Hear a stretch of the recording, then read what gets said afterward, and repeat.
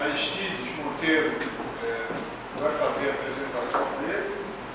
E, bom, Aristides, eu acho que todos conhecem aqui. Aristides foi secretário, economista, foi secretário de Ciência e Tecnologia no governo Duarte e trabalha no IPEA há muitos anos e foi diretor do IPEA e tem tido um trabalho muito sistemático com relação ao Nordeste e com relação ao federalismo. Então, Aristides, por favor, agradecendo aí a presença. Você é um pouco.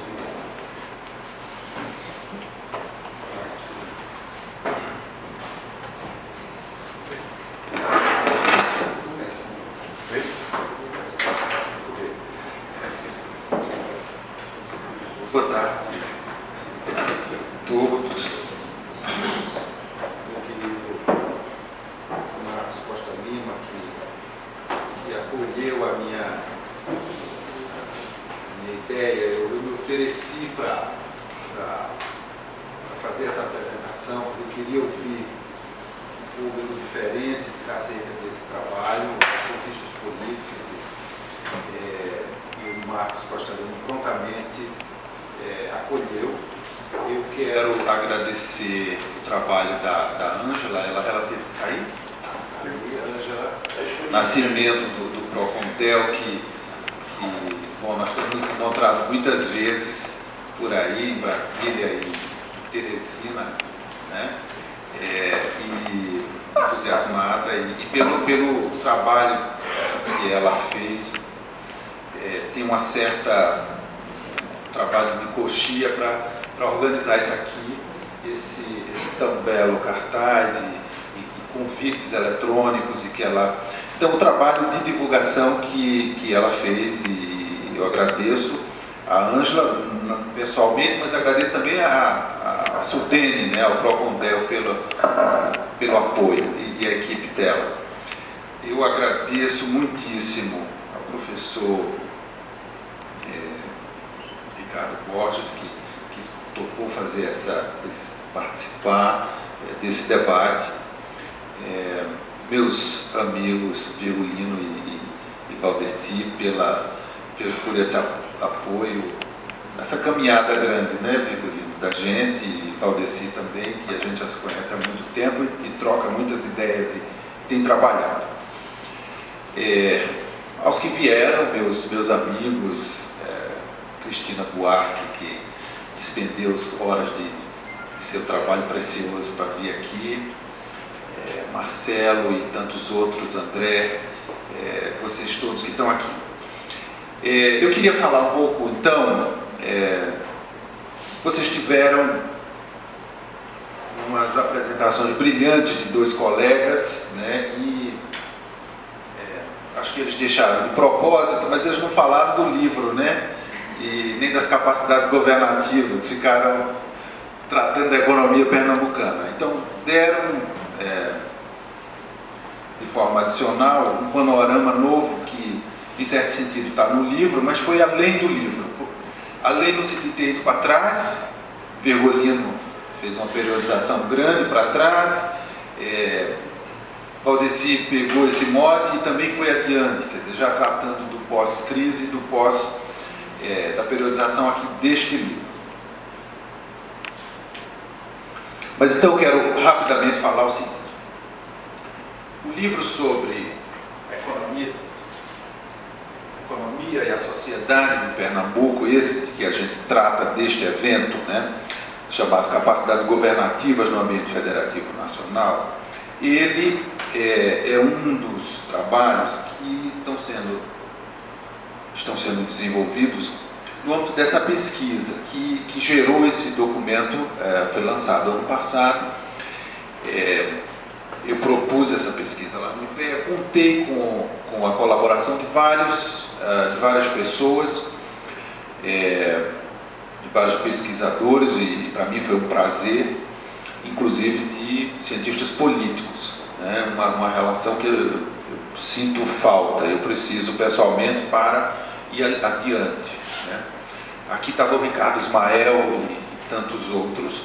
Mas, então, o que é que eu queria fundamentalmente discutir? Depois da minha passagem aqui no governo, e vendo as agruras, a gestão de governo, de quem faz governo, de quem está no dia a dia e tem que tomar decisões, e que não são fáceis, você tem muitas ideias, mas você tem poucos instrumentos e tem muitas limitações. Né? Então, era preciso compreender melhor isso, sair da experiência que era individual para colocar num ambiente maior e numa reflexão mais ampla. E, então, por isso, essa discussão de governos estaduais. Né? Um breve resgate, muitos de vocês já sabem, o federalismo brasileiro, no seu transcorrer republicano, ele vive, né, nessa pendularidade, né, centralização, descentralização, etc. Nos anos mais recentes, no pós-Constituição de 88, nós tivemos uma Constituição que asseverou a descentralização. Ela saía das agruras do período do regime militar e ela encontrava, como resposta àquele período sombrio, um espaço de construção democrática. E, em muitos sentidos, a descentralização foi vista como sinônimo de democratização. Né? Então, isso foi proposto. Era preciso fortalecer a base local. O local como o locus, o município, né, da economia, mas da cidadania. Né? Ambas essas discussões foram muito prósperas nos anos 90. Né? Até mesmo por outras motivações, o Banco Mundial foi um grande incentivador dessa ideia de descentralização. Né? Muito bem. A despeito disso, dessa proposição da União, a DRU, né, em que parte do orçamento era de forma indiscriminada retirada para efeitos da estabilização, foram criadas as contribuições federais, a CPMF, a CID e várias outras. E as contribuições, no âmbito de uma carga tributária que se expandia, ela tinha o efeito, ela tem uma característica de que ela não precisa ser compartilhada com governos subnacionais. Né? Então, o governo federal foi se apropriando da carga tributária que crescia, né? Só para si.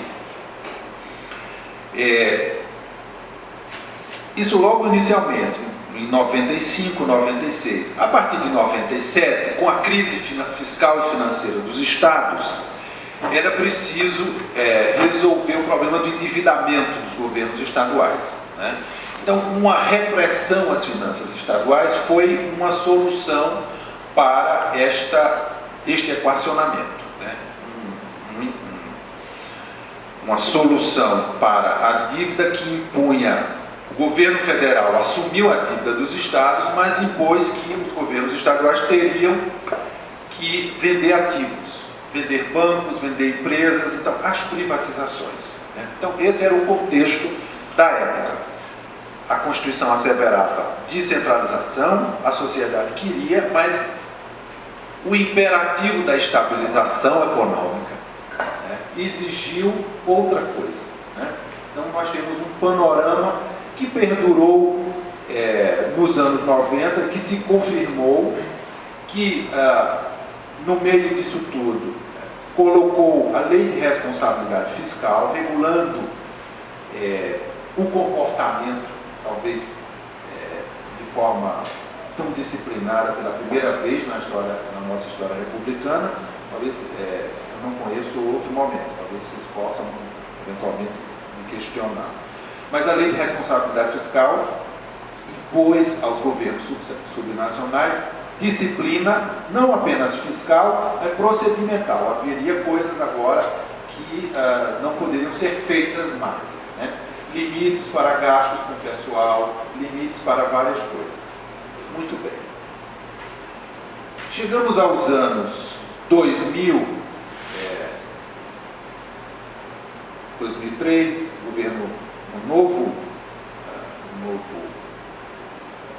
nova frente programática e partidária com o governo Lula, assume e coloca então um outro imperativo, né, que tinha a ver com as suas linhas programáticas. O imperativo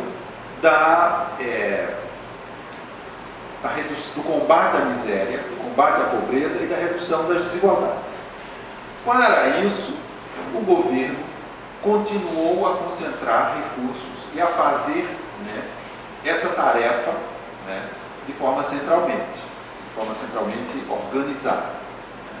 Então nós poderíamos dizer que duas grandes motivações. Uma é a estabilização econômica e a outra é levar adiante o imperativo do combate à pobreza e da redução da desigualdade. Isso foi feito com uma magnificação de elementos que já estavam postos antes, né?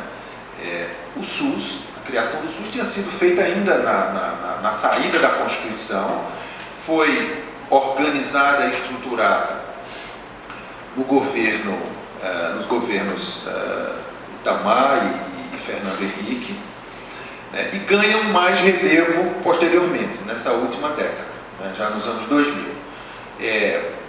O Fundep, que tinha sido criado, também se torna na nova década Fundef, quer dizer, ele se amplia, ele ganha, né? Então nós temos o Estado brasileiro mobilizador para,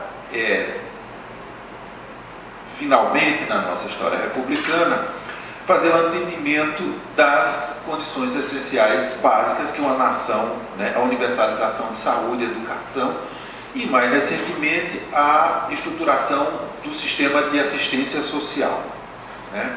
Então nós temos esse quadro que está sendo posto e que exigiu dos governos, da união dos governos centrais, a centralização da autoridade, né?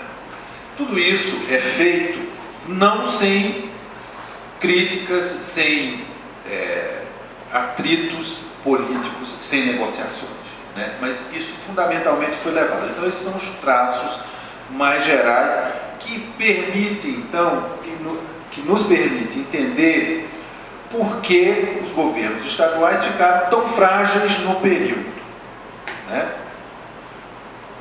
Não houve aí nenhuma malignidade, não houve, né, uma coisa para caçar os governos estaduais. Houve um movimento nacional, um desejo nacional que vinha da Constituição e foi interpretado ao seu modo por forças políticas. Muito bem. Nesse quadro, nós fizemos várias questões, e aí chega o projeto. A minha preocupação quando eu formulo isso, em 2011, 12, no IPEA, era a seguinte: os governos estaduais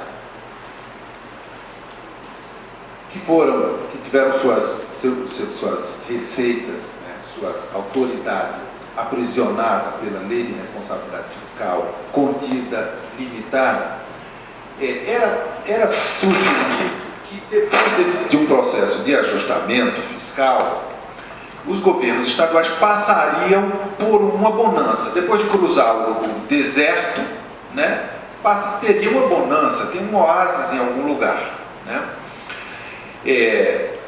Então a minha pergunta em 2012 era a seguinte: teríamos chegado ao deserto, ou começado a chegar a ele, né? Como é que é isso? Ou quanto tempo vamos demorar na penúria para isso, para chegar a uma situação mais favorável?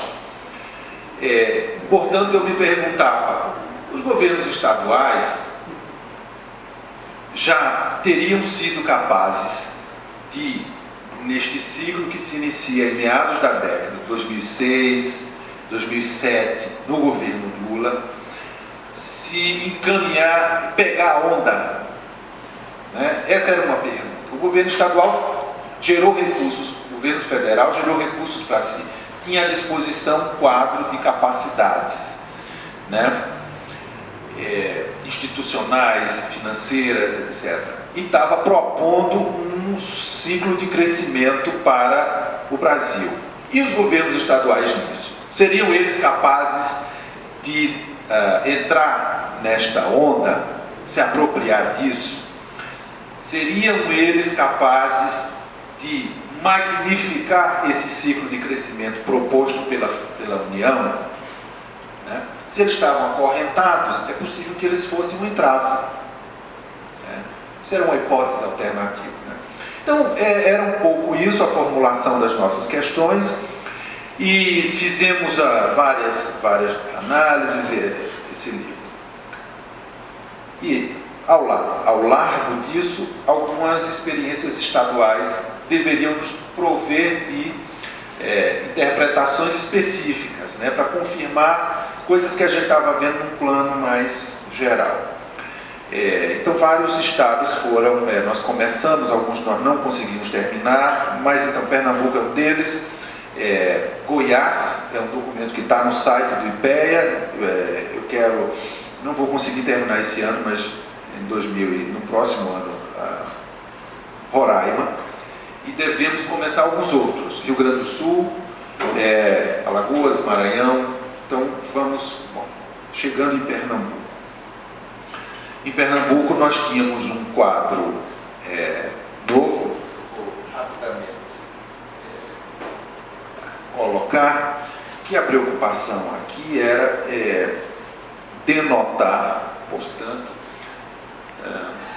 neste período, que é o período da experiência da pesquisa 2000-2012,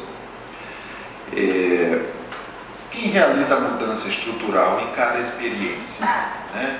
Como é que isso é feito em cada experiência estadual, como é que se comporta, né? Em Pernambuco, nós poderíamos identificar alterações no quadro da pobreza, quer dizer, que seriam necessárias para ser feitas na pobreza, no mercado de trabalho, na composição setorial da economia. Tudo isso foi tratado, acho que Virgulino disse de algum modo, Valdeci também, quer dizer, das nossas agruras e das nossas dificuldades. Portanto, o primeiro momento do trabalho de Pernambuco é a identificação das nossas dificuldades e, portanto, a suposição era, se nós identificássemos certas dificuldades estruturais, o governo estadual ou federal teria que atacá-las. Né? E nós nos dedicamos a isso.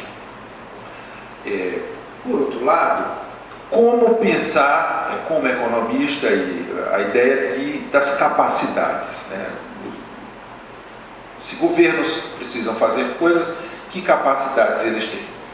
Em geral, nós trabalhamos, os economistas, com a ideia do federalismo fiscal, apenas com a discussão das contas do governo, das receitas, das despesas, da capacidade de endividamento, etc., etc. E nós queríamos,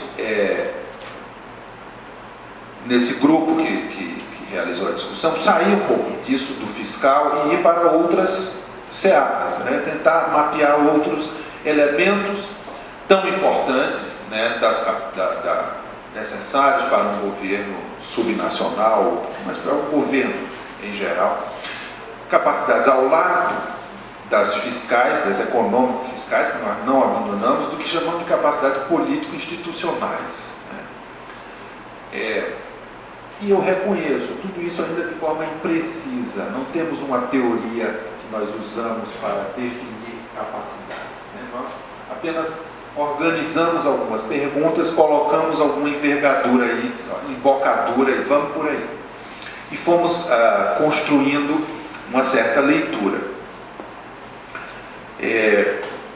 Olhando ao final, olhando no fim, acho que nós intencionamos algumas coisas que não conseguimos adequadamente, né, verificá-las, principalmente no plano das capacidades político-institucionais. Tanto mais porque estamos aqui, né? Queremos especular com vocês isso e aprender com vocês. E então nós organizamos de tal modo que pensamos o seguinte: Capacidades governativas em Pernambuco, nessa experiência estadual concreta, elas podem ser dadas pelas capacidades que o governo federal tem em Pernambuco, aloca em Pernambuco, e pelas capacidades que o governo estadual também. Então, as capacidades governativas em Pernambuco não são apenas as do governo estadual, mas aquilo que o governo federal também. E, bom, vocês não trataram, Aristides, dos governos municipais. É verdade, nós não tratamos porque isso complicaria um certo quadro. Não é porque é irrelevante, mas complicaria e nós podemos chegar mais adiante, no outro momento da pesquisa. Então, já para anotar, não é porque consideramos desnecessário e relevante, é porque precisaríamos dar um passo de cada vez. Então, pensando nisso, o que é que o governo federal, quando ele está num estado, numa experiência estadual concreta, como é que a gente pode identificar determinadas capacidades, e se os governos estaduais, fundamentalmente, eles são capazes de perceber esse quadro das capacidades que o governo federal tem no estado e mobilizá-las de algum modo. Para isso, nós teríamos que entender essa relação por uma pactuação que não foi exatamente definida.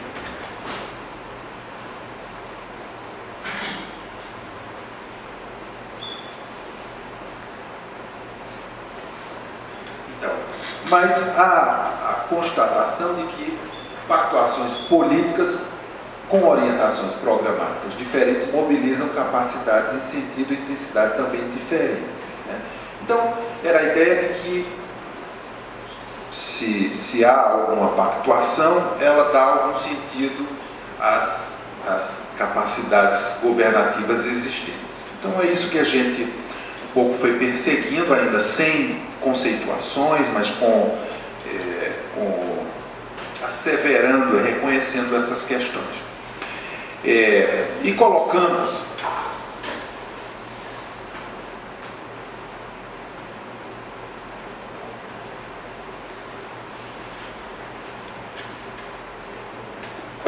o seguinte, que no caso do governo federal, nós queríamos, para o estudo, identificar questões estratégicas. O governo estadual organiza estratégias e em que sentido?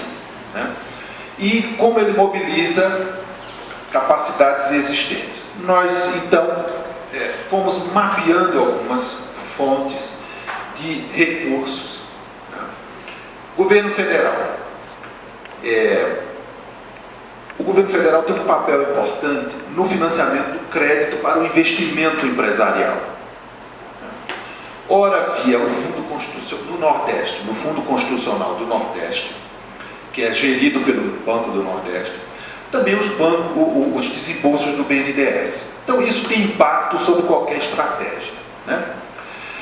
De outro lado, que não se reduz ao que a gente poderia identificar como a política social do governo federal, nós elencamos apenas dois elementos, que são, vamos chamar assim, representativos, caricaturas de uma política social, que é o programa Bolsa Família e o benefício de prestação continuada. A política social é muito mais que isso, é o gasto em saúde, é o gasto em educação, em assistência social, em cultura, etc. Nós queríamos trazer à tona elementos que em geral não estão associados à estratégia, mas que eu quero falar, eles têm impactos locais, sobre economias locais. Então, vejam, no item superior, crédito ao investimento, são recursos bancários para empresas, o sistema empresarial. E, portanto, governado pela demanda empresarial.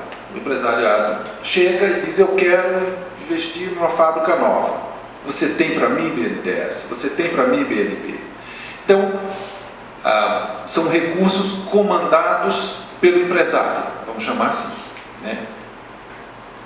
Eles é que chegam lá e tomam. A política social tem um outro aspecto. São recursos dados às famílias, às pessoas, né? O Bolsa Família e os benefícios de prestação continuada, que são recursos para deficientes, para aposentados também, né? Mas não incluímos aqui a aposentadoria rural, que seria mais ainda, né? Mas aqui e nós vamos ver depois alguns recursos envolvidos, como isso é representativo. Então nós temos recursos para empresas, recursos para famílias. Nada disso passa por governo. Não vem para o governo, nem para o governador, nem para o prefeito. Vai para o empresário e vai para as pessoas, né? Esse aqui modifica o investimento, modifica a realidade econômica, esse aqui e o mercado de trabalho, e, portanto, as finanças estaduais. E esse aqui modifica o consumo local, a economia local, né, quando o gasto é realizado. Muito bem.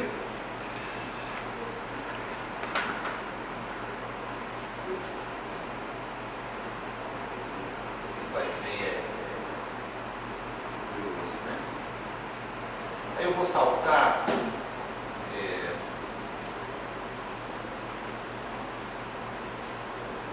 Vocês não vão ver, né? Está muito pequeno, não tem sentido. Mas o que eu queria mostrar era o seguinte: o conjunto de recursos daquelas fontes é tão representativo, e aí vocês vão ter tempo para ler, não se preocupem com os números, eu queria que vocês confiassem na minha palavra. Os recursos são muito representativos daquelas fontes anteriores que eu mostrei, tá certo? Elas ultrapassam em muito o investimento puramente do governo estadual em Pernambuco, né? Em geral, em qualquer estado, né? Qualquer estado, esse é o ponto, né? Muito bem. Esse é um quadro que não estão os recursos daquela política social que eu acabei. Aqui está só as fontes destinadas a investimento, a empresas, etc. Certo? Isso aqui seria a capacidade de investimento mesmo. O investimento estadual tem dois grandes períodos. Esse é o investimento do governo, né? Azul e branco. É o dinheiro azul e branco de Pernambuco. Não é o recurso para o gasto corrente, para a saúde, para a educação, é a rubrica investimento, tá certo? Se ele vai construir uma escola nova, é investimento. Se ele vai construir um pedaço de estrada novo, é isso aqui, né? Então, no primeiro, isso aqui é um recurso, é o valor acumulado.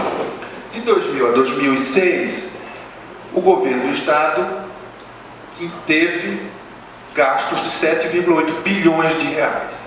Isso aqui são valores de 2012, já inflacionados. No período seguinte, 9,5 bilhões. Né? Houve uma expansão aqui, tá certo? Os recursos do fundo constitucional saem de 2,8 para 9, então aumentam mais. O BNDES é a mesma coisa.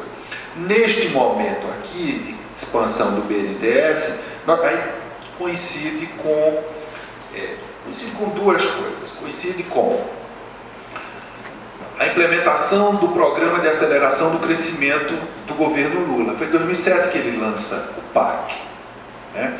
Quando ele estrutura um conjunto de investimentos e coloca suas fontes para financiar isso, né?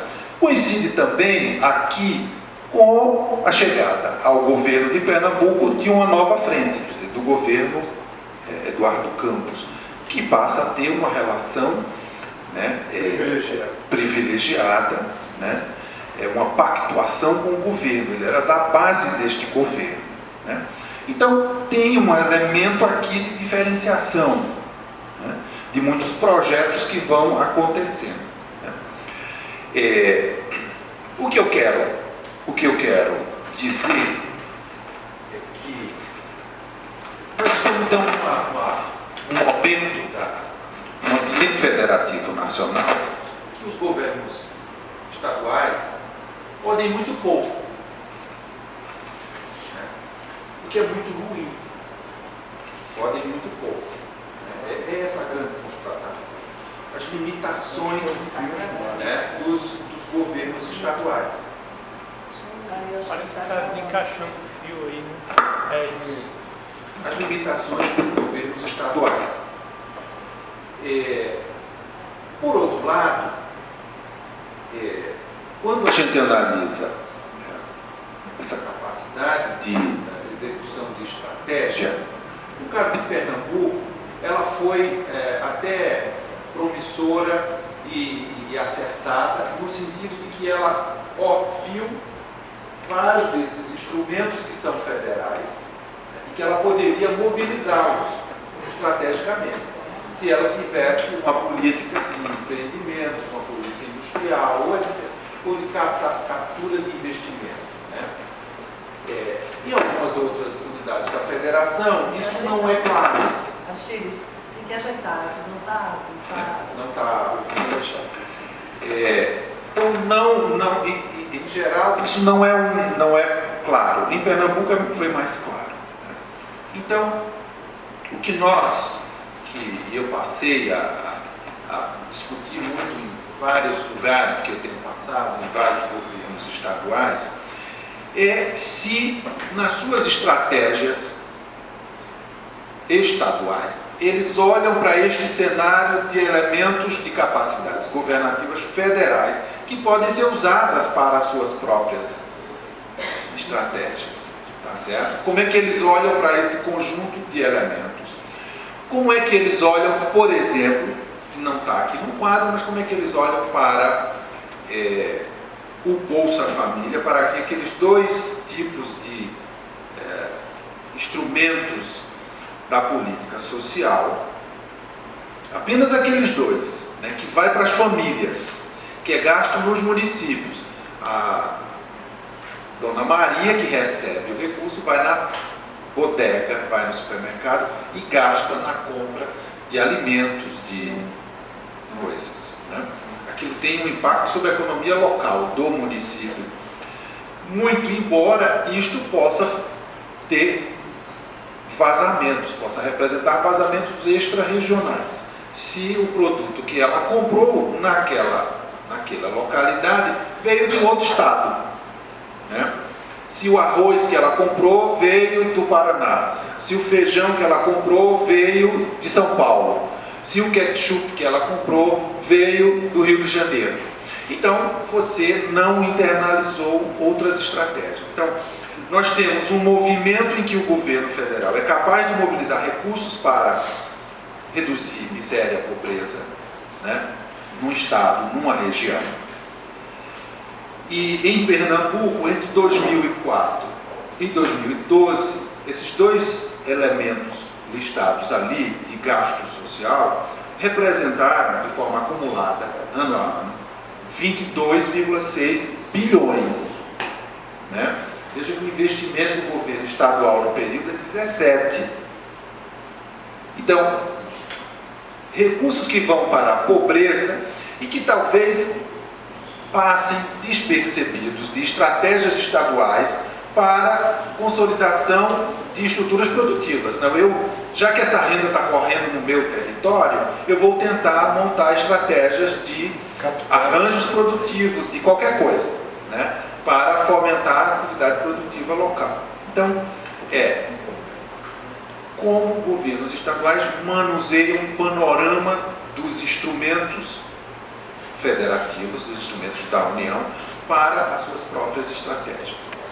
Então, é isso que a gente realizou, né, que a gente vem especulando. Isso é apenas um quadro que a gente pretende ir aumentando. Por exemplo, a gente poderia colocar o Minha Casa Minha Vida, que de fato tem elementos multiplicadores mais potentes numa determinada região, pela contratação da mão de obra local, por até mesmo compra de insumos, de equipamentos, né? Então, a gente gostaria depois... Então, o cenário que a gente foi colocando era um mapeamento de fontes que, em geral, não são trivialmente colocadas.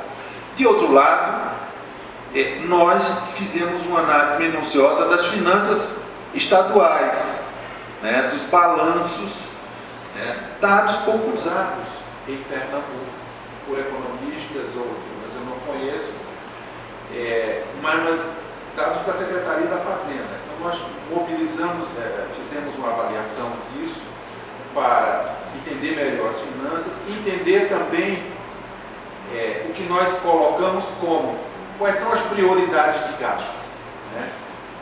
De forma imperfeita, imperfectável, nós fizemos uma certa alocação de rubricas, por exemplo, para chamar o que poderia ser entendido como gasto social do governo do Estado. Aí eu chamo que é o gasto com educação, com saúde, com desporto, com as rubricas que eu posso somá-las, porque elas não são facilmente abertas no documento do governo. Então, a gente identificou o gasto per capita por determinadas áreas de prioridade, a gente vê a expansão do gasto per capita, né, ao longo do período,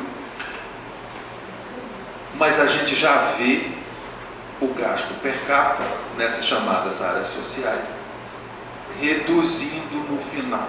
Entre 2010 e 2012, o governo já estava colocando um teto a isso, tá certo?